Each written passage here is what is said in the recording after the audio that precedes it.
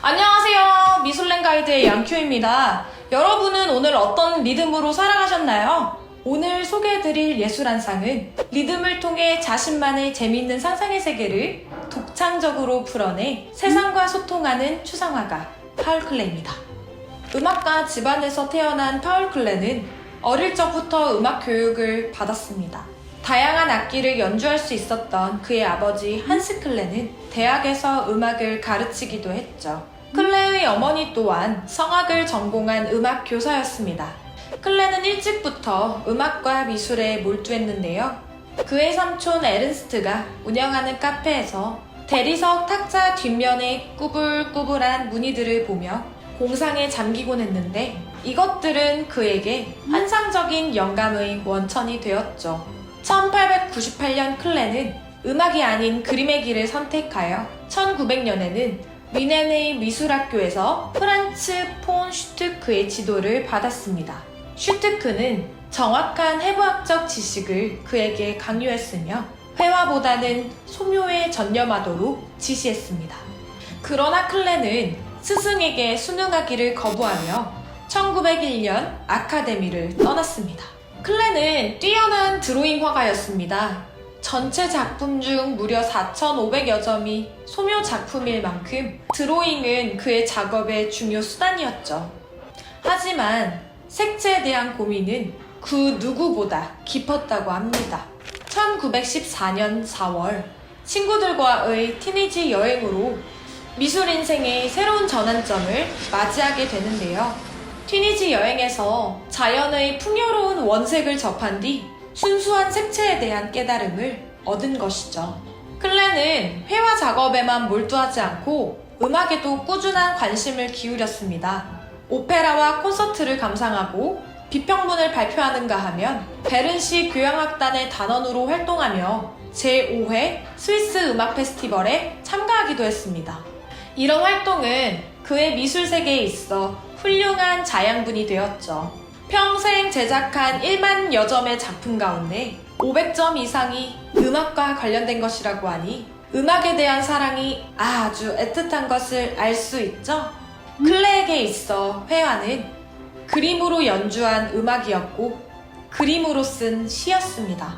클레가 회화를 통해 구현해내고 싶었던 음악은 바흐의 대위법이었습니다. 그는 음악의 화음을 시각적으로 표현하는 공감각적 회화를 시도하였는데요.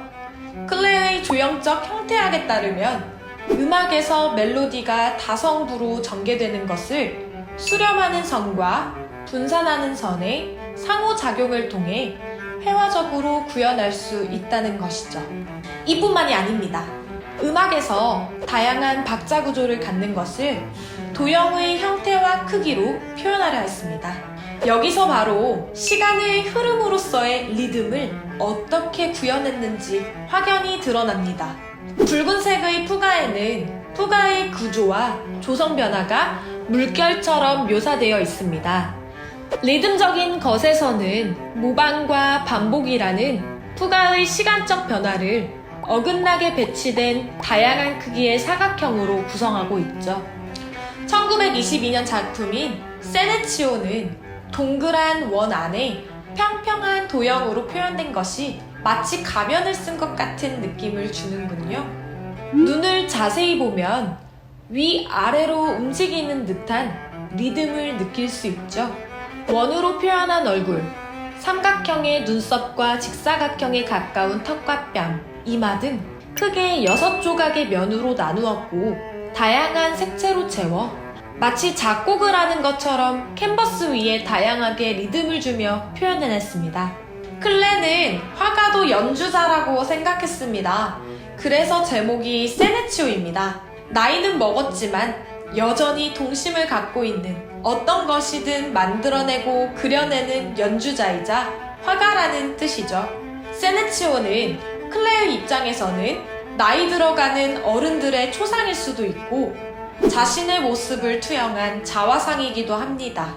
이 세네치오를 포함하여 클레의 그림은 대부분 크기가 작은 것이 재밌는 사실 중 하나인데요.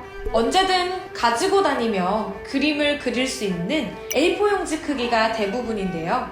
그림의 스케일에서부터 위트가 느껴지지 않나요? 또한 클레는 고양이를 사랑했다고 알려진 고양이 애호가였습니다. 그는 직접 고양이를 키웠다고 합니다. 고양이 이름은 빈보였죠. 빈보는 그의 뮤즈였고 고양이를 대상으로 약 28점의 작품을 제작했습니다.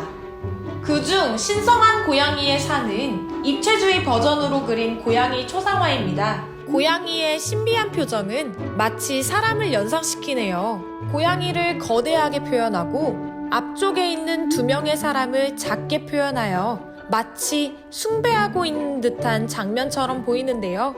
고양이가 한쪽 눈을 살짝 감아 윙크하고 있는 것을 삼각형으로 표현한 것도 위트가 느껴지네요. 클레의 작품에서 발견되는 전반적인 특징은 아이 같은 순수한 에너지입니다.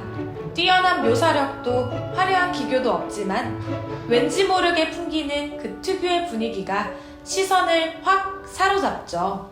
마치 어린아이가 장난처럼 그려놓은 낙서 같아 보이는데요. 클레는 무엇을 그려야 할까라는 물음에 얽매이지 않았습니다. 그가 자유롭게 그려낸 선들은 눈에 보이는 것, 그 너머를 보이게 하기 위해 선과 도형을 더하고 교차시켜 나갔던 것은 아닐까요? 1933년 1월 히틀러가 총리에 임명되자 독일에서의 클레의 생활은 불행해졌습니다. 클레는 나치의 비판을 받아 미개하고 타락한 외국인으로 취급되었죠. 1935년 여름, 클레는 홍역을 수반한 기관지염에 걸려 아프게 됩니다. 클레는 처음에는 이 병을 태연하게 받아들였지만 점점 건강을 회복하려는 희망은 사라져 갈 정도로 건강이 피폐해지게 됩니다. 그럼에도 불구하고 클레는 1940년 61세의 나이로 사망할 때까지 열정을 다해 그림을 그렸으며 일생 동안 9,000점이 넘는 다양한 작품을 남겼습니다. 파울 클레의 무덤 묘비엔 클레가 작성한 일기에서 발췌한 짧은 문장이 각인되어 있습니다. 나는 이 세상의 언어만으로 이해되지 않을 것이다.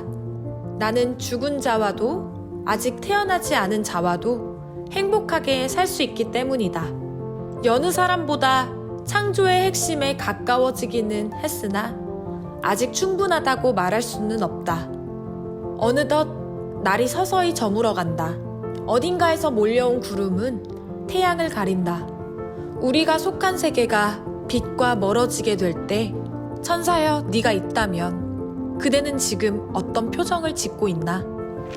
오늘도 맛있는 예술 한 끼 되셨나요? 저희 영상이 마음에 드셨다면 좋아요와 구독 부탁드리면서 저희는 다음 주에도 더욱 맛있는 예술 한 상을 가지고 찾아뵙겠습니다. 감사합니다.